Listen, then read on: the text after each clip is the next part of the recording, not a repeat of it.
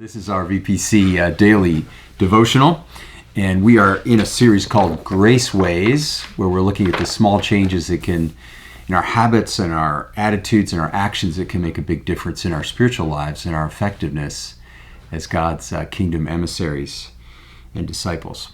So I want to start today by reading Matthew 4:23 through 25. This is one of those moments where Matthew is summarizing the activity of Jesus. In the Gospels, we don't have a day-by-day account of Jesus' ministry. Instead, we have pictures of Jesus' ministry as he moved around over a 3-year period that began soon after his baptism and ended with the cross. But we do have summaries that indicate the scale of what he was doing, and this is one of those in Matthew 4. Jesus went throughout all Galilee, teaching in their synagogues and proclaiming the good news of the kingdom, curing every disease and every sickness among the people.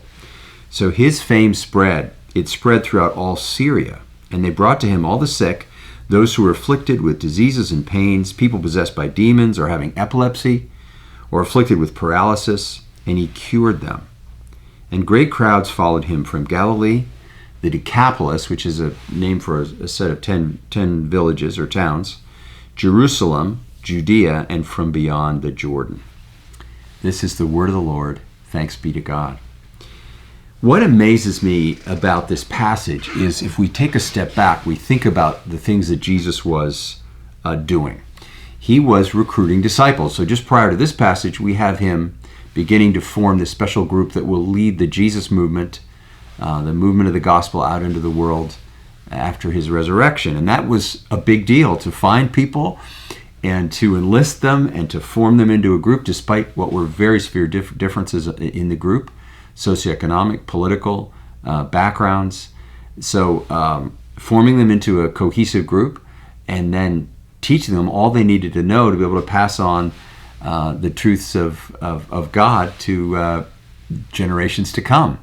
So that in itself, the disciple part of it, was a big deal.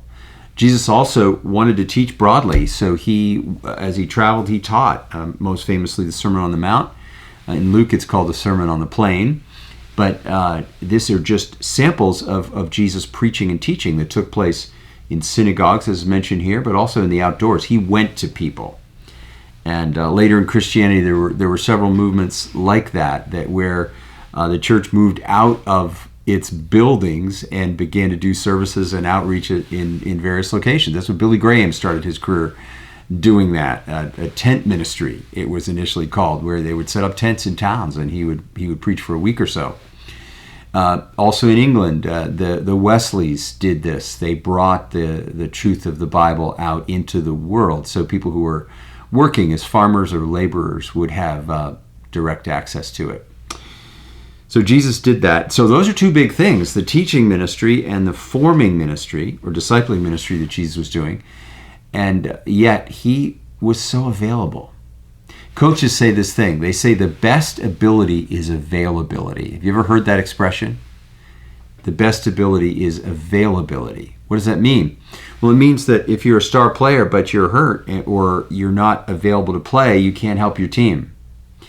And so Jesus made himself available. And here we see the scale of that. All the different places people came from and all the different diseases and issues that they brought to Jesus that he healed. But think of the interruption of that. Think of the way in which a day you had planned for preaching or teaching or forming your disciples could suddenly be turned into a giant clinic on a big scale. So Jesus, nevertheless, he wanted to be able to respond to immediate need. Now, why is that important? Well, that's important because we can't simply sit down in advance and plan how we're going to be effective. God is at work in so many different lives, in so many different ways, that the way the lives of others interact with ours, we can't fully know. And so God providentially gives us moments that we haven't planned to interact with people that can be very powerful for us and for them.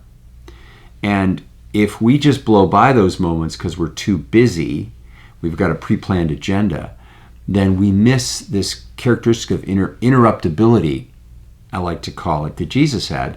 And some of his greatest ministry did not happen on a pre-plan. It happened because he was interruptible. It's not that the training and the teaching weren't important, but Jesus recognizes some of the best moments were going to come more spontaneously. Let's take a moment and pray. Gracious God, help me organize my life with enough flexibility that I can respond to emerging needs. Help change my attitude toward these moments. Help me see interruptions as holy opportunities. I ask this in your Son's great name.